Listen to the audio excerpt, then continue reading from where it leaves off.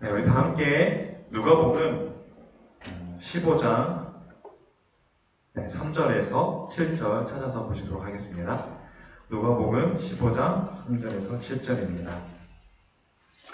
제가 읽도록 하겠습니다. 예수께서 그들에게 비유로 이르시되 너희 중에 어떤 사람이 양 100마리가 있는데 그 중에 하나를 잃으면 99마리를 들에 두고 그 잃은 것을 찾아내기까지 찾아다니지 아니하겠느냐. 또 찾아낸즉 즐거워 어깨에 메고 집에 와서 그 벗과 이웃을 불러 모으고 말하되 나와 함께 즐기자. 나의 잃은 양을 찾아 내어놓으라 하니라. 내가 너희에게 이르노니 이와 같이 죄인 한 사람이 회개하면 하늘에서는 회개할 것이 없는 의인 99으로 말미암아 기뻐하는 것보다 더하리라. 아멘. 네, 여러분, 이 타이타닉호에 대해서 잘 아십니까? 네, 여기에 계신 성도님들은 이 타이타닉호에 대해서 잘 아실 것이라 생각합니다. 이 1923년 이 영국에서 이 대서양을 횡단하는 이 초호화 유람선 이 타이타닉호가 이 잉글랜드에서 미국으로 향하기 위하여 이 대서양을 가로지르고 있었습니다. 그런데 이 빙산을 들이받아서 이제 침몰하게 되는데요. 그때 이 1시간도 걸리지 않는 그 가까운 거리에 이 캘리포니아 호가 지나가고 있었다고 합니다. 배가 막 기울기 시작하면서 이 타이타닉호에 승선했던 이 무선사들은 이제 열심히 이 무선을 치는 것입니다. 무전을 치는 것입니다. 그래서 주위에 있는 인근에 있는 배에 SOS를 치는 것이죠. 도움을 요청하는 것입니다. 그런데 이 캘리포니아호는 정말 1시간도 걸리지 않는 그 가까운 거리에 지나고 있었음에도 불구하고 그 무전을 듣지 못합니다. 왜냐하면 이 캘리포니아호에 승선했던 이 무선사는 그날 무전기를 꺼놓은 채 잠을 자고 있었기 때문입니다. 결국 캘리포니아호는 많은 사람들이 그 차가운 물에서 괴롭게 죽어가는 것조차도 모른 채 자신의 항로를 그대로 따라서 그냥 이렇게 갔습니다. 만약 무선사가 무전기를 켜놓았더라면 이 타이타닉호의 참사는 존재하지 않았을 것입니다. 이 이야기는 무선사 한 사람의 무책임이 엄청난 희생을 낳았음을 알려주는 이야기인데요. 이번에는 이 반대로 책임을 다한 이야기입니다. 이 영국의 웨일즈라는 그 시골에 한 과부가 살고 있었는데요. 그날 밤에 자기 아기가 너무 위독한 상황에 있었기 때문에 그 어두컴컴한데도 불구하고 그 10km나 되는 그 먼 거리를 그 아들을 살리기 위해서 의사한테 달려갑니다. 그리고서 그 의사의 집의 문을 밤늦게 두드리고 그래서 그 의사가 이제 뭔 일인가 잠에서 깨어서 문을 열었더니 가난한 한 과부가 자신의 아들을 살려달라고 애원하는 것입니다. 그래서 그 의사는 마음에 갈등이 생기는 것이죠. 어차피 가서 고쳐줘봤자 이 가난한 과부로부터 살해금을 받을 수는 없을 것이고 또 그대로 그냥 무시하고 그냥 잠을 청한다면 그 아이는 죽을 것이고 그렇게 마음에서 갈등이 있다가 결국은 이해 타산보다 의사로서의 책임과 인도적 사랑이 중요하다고 생각하여서 빨리 채비를 하여서 그 과부의 집을 찾아갔습니다. 그리고서 그 아픈 아이를 의사 선생님이 고쳐주었고 결국은 그 아픈 아이가 잘 건강하게 성장하여서 1차 세계대전을 종결지은 영국 수상 로이드 조지가 됩니다. 의사의 책임감이 영국의 수상을 살렸을 뿐만 아니라 수많은 사람들을 전쟁에서 구한 것이 된 것입니다. 이 성경에서 보면 끝까지 책임감을 가진 선한 목자 이야기가 나옵니다. 네, PPT가 안 넘어가는데요. 이 이야기는 예수님께서 자신의 선한 목자로 말씀하신 잃은 양의 그 비유인데요. 한 목자가 있었는데 그에게 양 100마리가 있었습니다. 근데 그 중에서 한 마리가 보이지가 않는 것이죠. 그런데 그 목자는 그냥 그 양을 포기하는 것이 아니라 그 한 마리 잃은 양을 찾기 위해서 그 위험을 무릅쓰고 찾아 나서서 그 잃은 양 한 마리를 구원한다는 그런 이야기입니다. 누가복음, 그래서 이 잃은 양의 비유는 예수님의 사랑을 극대화시킨 이야기인데요. 이 비유에서 우리는 예수님의 사랑의 특징을 찾아볼 수가 있습니다.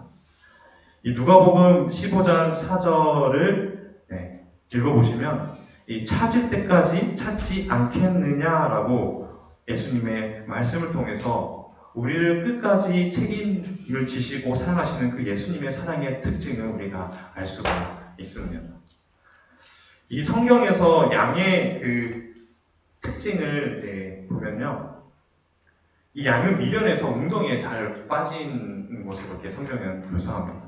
그리고 일이나 또 사자에게 표적이 돼서 쉽게 잡혀 먹히고, 또 맹수들을 보면은 두려움에 떨어서 움직이질 못하고 그대로 그 자리에서 덜덜 떠는 그런 나약한 동물로 묘사됩니다.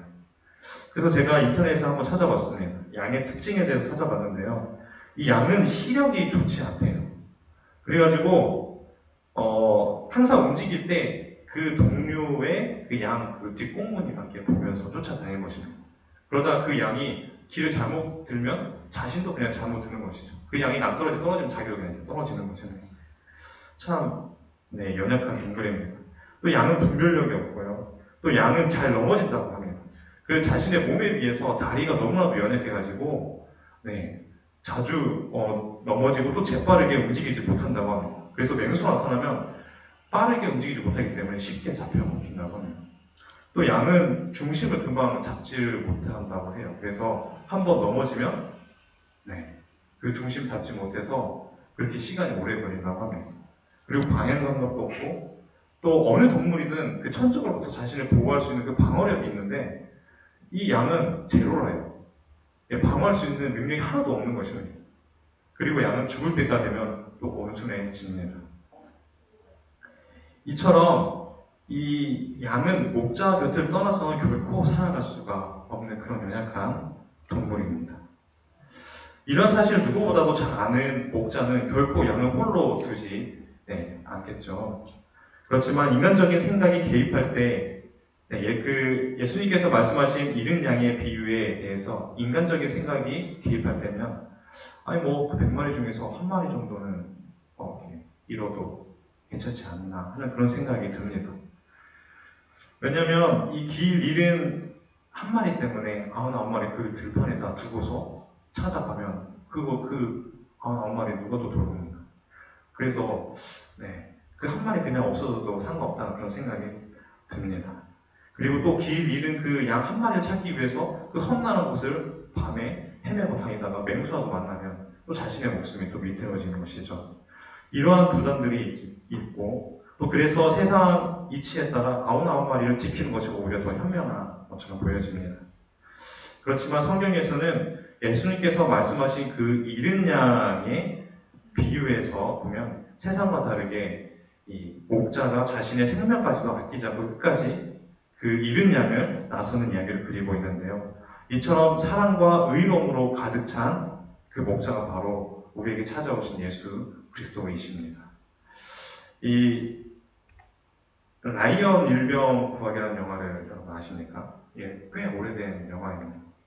이 1998년에 개봉된 이 영화는 당시 수많은 관객들을 이렇게 동원한 아주 유명한 작품인데요. 저 또한 중학교 3학년 때 제가 이렇게 봤던 영화였습니다. 이 영화는 실제로 일랜드 형제 이야기를 모티브로 삼아서 제작한 영화라고 합니다. 이 1944년 미국이 2차 세계대전에 연합군으로 이렇게 유럽에 참여하게 됩니다. 당시 미군의 많은 청년들이 징집되어서 그렇게 유럽의 전쟁터에 끌려가게 되는데요. 이 라이언 형제들 4명도 함께 유럽으로 군 복무를 하기 위해서 갔지만 그 중에서 이 3명이 안타깝게도 다 전사하고 맙니다. 이 3형제가.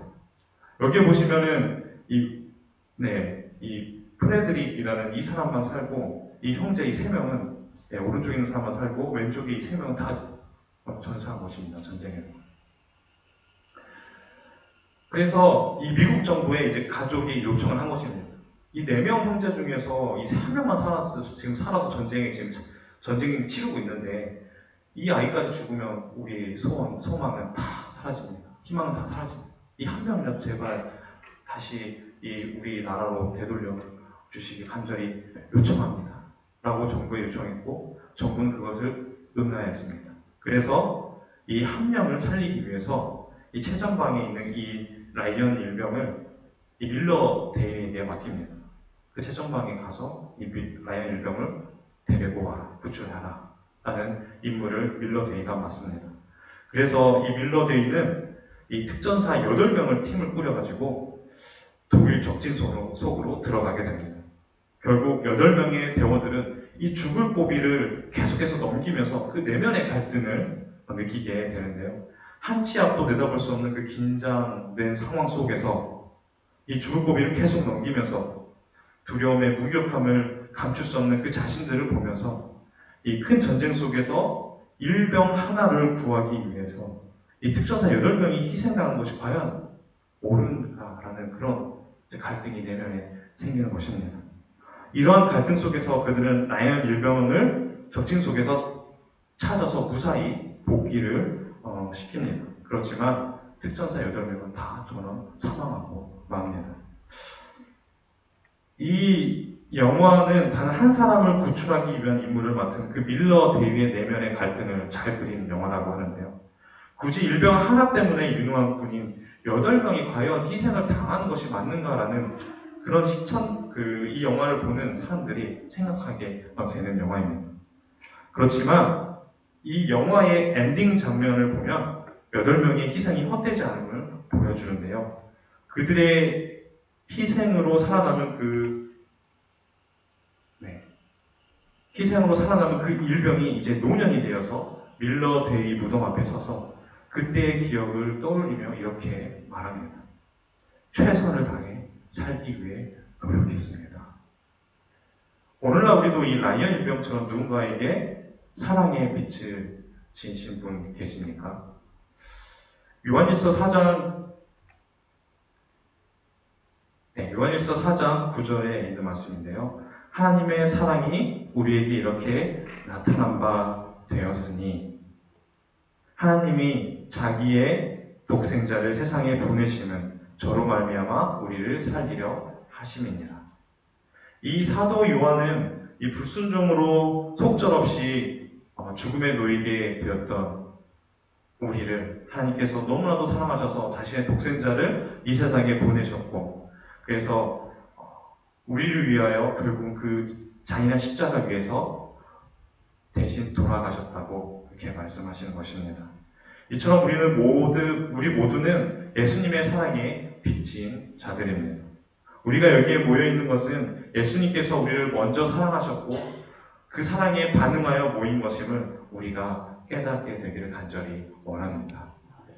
이 라이언 일병 구하기 영화 마지막 장면을 보면서 이 노인이 자신을 구해준 그 밀러 대위에게 그 무덤에 앞에 서서 최선을 다해 살기 위해 노력했습니다 라는 이 짧은 마지막 대사는 우리에게 강한 인상을 남기기에 충분하다고 생각합니다. 결국 라이언 일병은 밀러 대위가 생명까지 희생하며 지켜준 그 자신의 삶을 책임감을 가지고서 그렇게 인생을 살았던 것입니다. 이처럼 우리는 이 라이언 일병처럼 예수님께 생명을 빚진 자들입니다. 우리는 각자 예수님을 만났던 시기와 상황은 다르지만 예수님의 희생으로 구원받은 자들입니다. 그렇다면 우리는 라이언 일병이 밀러 대위 무덤 앞에서 고백한 것처럼 우리도 그분의 십자가 앞에서 그분의 뜻에 따라 최선을 다하여 삶의 책임을 지고 살아가야 하는 것입니다. 이 어떤 블로거에 이런 말이 있어서 제가 가져왔는데요. 책임감이 올바른 길을 향해 계속해서 나아가게 만든다 하는 말입니다. 사실은 인생을 책임감 있게 사는 것은 책임감 없게 사는 인생보다 그 삶의 무게가 다릅니다. 그렇지만 이 부담스러운 삶이 우리의 생애를 하나님께로 인도하여 주신다는 그 사실을 기억하였으면 좋겠습니다. 이 예수님께서 이 삶의 무게를 지닌 누구에게 이렇게 말씀하십니다. 마태복음 11장 28절에서 30절에 있는 말씀입니다. 수고하고 무거운 짐진 자들아 다 내게로 오라. 내가 너희를 쉬게 하리라. 나는 마음이 온유하고 겸손하니 나의 멍에를 메고 내게 배우라.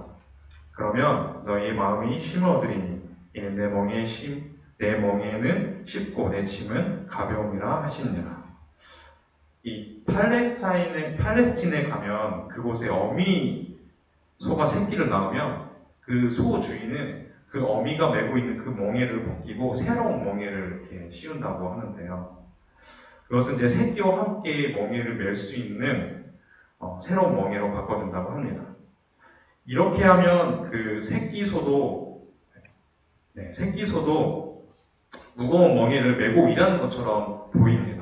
그렇지만 사실은 어미소가 무거운 짐을 다 짊어지고 그 밭을 가는 것이고 새끼소는 그 어미소를 따라가는 것밖에 되지 않습니다.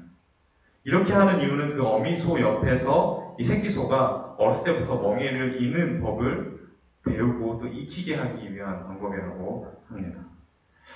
2018년 8월에 저희 부부에게 아주 소중한 아이가 태어났는데요.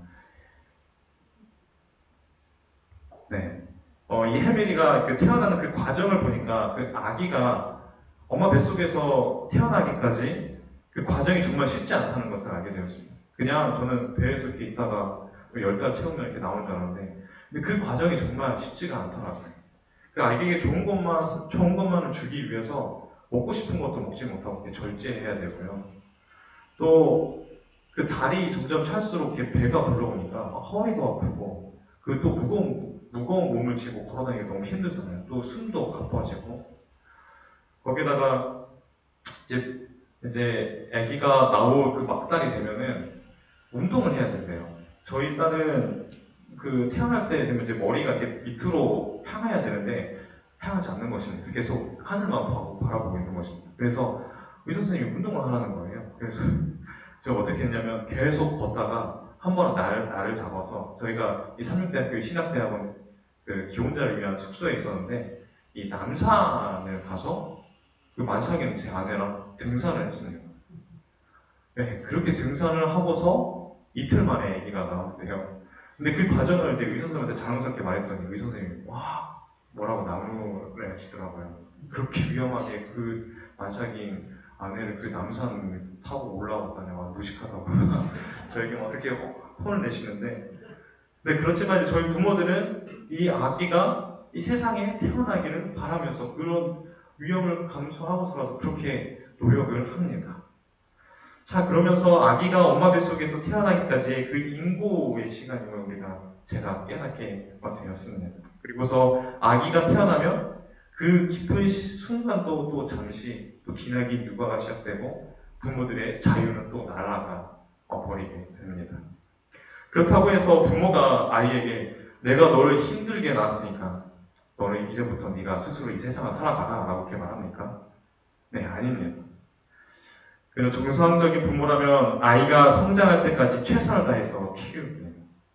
아이는 단지 부모가 해주는 대로 먹고 놀고 잘 자기만 하면 되는 것이죠. 예수님도 우리의 부모와 마찬가지로 우리를 영적으로 새롭게 태어날 수 있도록 그 십자가 위에서 기회를 주셨습니다. 그리고서 관심이 없이 놔두는 것이 아니라 우리가 깨끗하고 순결한 삶을 살아갈 수 있도록 그 성령님을 통하여서 우리를 도와주십니다. 분명한 것은 예수님께서 이 갈바리 언덕에서 그 십자가를 통해 우리에게 구원과 함께 삶의 책임감을 주셨습니다.